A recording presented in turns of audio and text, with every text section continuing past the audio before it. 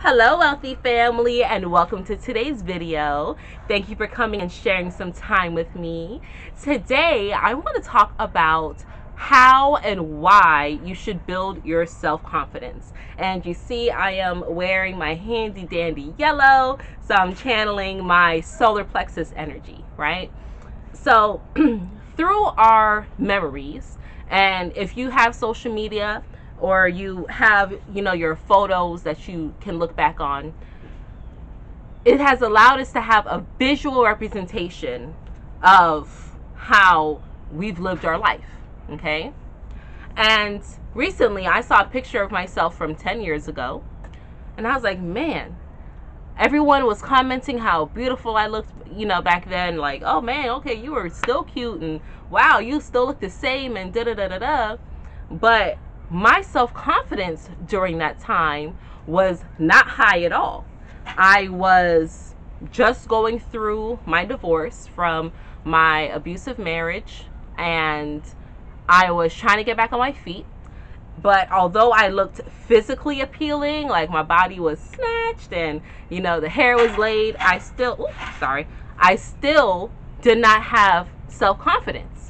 I was still allowing people and things and situations to determine the way how I reacted and how I did things in my life.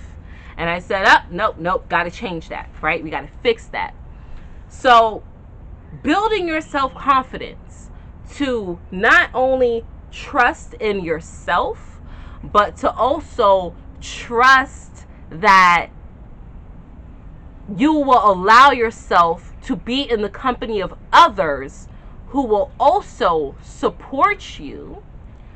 Building your self-confidence to get to that nature is life-changing, okay?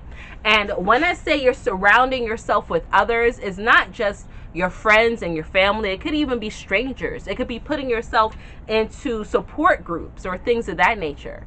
But it takes confidence to take that step. It takes confidence to say, you know what? This is what I need. And if you don't build your self-confidence to trust that you and the people that you've surrounded yourself with will make the best decisions for your life, you will continue to run a cycle where you are pleasing others and not pleasing yourself. So although I was physically appealing and, my marriage, as I've already said, it had its downs, but it also had its ups. It allowed me to have that physical physique and, the money that I desired, or the lifestyle, the facade, the cars and things of that nature. That marriage brought that along, but because my self-confidence was kaput, I was allowing myself to be abused. And thereby, I was also trickling that abuse to my children, unbeknownst or unwanting to myself. But it was what was happening, because you give off the vibes that you are. So it was causing my children in turn to not be confident in themselves, or to feel that they can't make the right decision. So I'm very thankful that I wisened up to that and let that go. But if you don't build your self-confidence, if you don't build your power, your seat of power, you will be constantly looking for things in your life from other people. And then even if you're lucky enough to find those people who can give you those things or fulfill those things for you, you will not be confident enough to receive it, or to even feel like you should receive it. So now things start getting put in reverse. It starts getting flipped around, and now you start getting more of the lack, more of the disappointments, more of the why me, woe is me type story. When you build your self-confidence, it doesn't matter what you look like. It doesn't matter what you eat. It doesn't matter what other people think of you. You don't care about any of that stuff. You give zero cahoots about any of it, because you know that in your heart of hearts, you're doing what's best for you. You are confident in those actions. But the more that you say, oh, I can never get anything right, and I can never achieve the things that you've achieved, the more you do that, the more you're fulfilling that prophecy, the more you're making it come true. Okay? So 3 quick steps on how to build your self-confidence.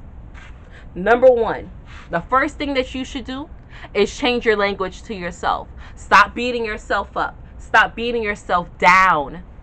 There's enough of that going on. You have enough people, even the ones who are smiling in your face, telling you that, oh, you're so beautiful. They're probably talking about you and beating you down behind your back. So change your language, okay, to yourself.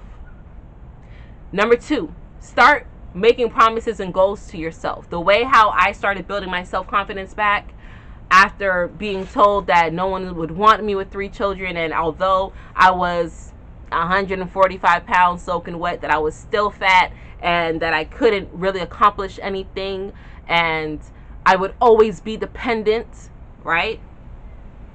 What I started doing to build my self-confidence is making promises and goals to myself and keeping them. I would start off small. I would start off by saying, you know what? You said that I couldn't wash all these clothes and fold them. Let me do it. I would do that consistently, right? And then after a certain amount of time, when I felt that I had fulfilled that need of showing that other person, then I would say, now that you're shown, you're done. You're gone out my life. Now let me go ahead. I've proven my point. Now let me go ahead and do what I need to do for me, right? You can't hold on to that grudge or that fuel of that other person's ostracization to keep you going, because after a while that gets tiresome. We've all had someone put a battery in our back. We've all had someone tell us that we can't do nothing, and we're like, okay, I got something for you. But if you keep doing that all the time, year after year, it gets worrisome, and burdensome rather, and it starts to stunt you as well. So I would make little promises and goals to myself. I would keep them, and then I would be sure that whoever it is I was trying to do it for, or whatever situation I was trying to do it for, I made sure I called out on it. Not necessarily to their face, because perfect example. My mother once told me that I wasn't going to be able to accomplish a certain thing. I accomplished it, and I said it mentally and verbally out my mouth, not to her face because it would have been disrespectful, but I said it, and I made sure I sent the vibes, and I was like, boy, mommy, if you can hear me, if your spirit can feel me. And then I was given the opportunity to actually show her that I accomplished the thing that she said I wasn't going to be able to do. And that gave me another little invigorating of, haha, you thought I wasn't going to be able to do it. Let me show you. Okay?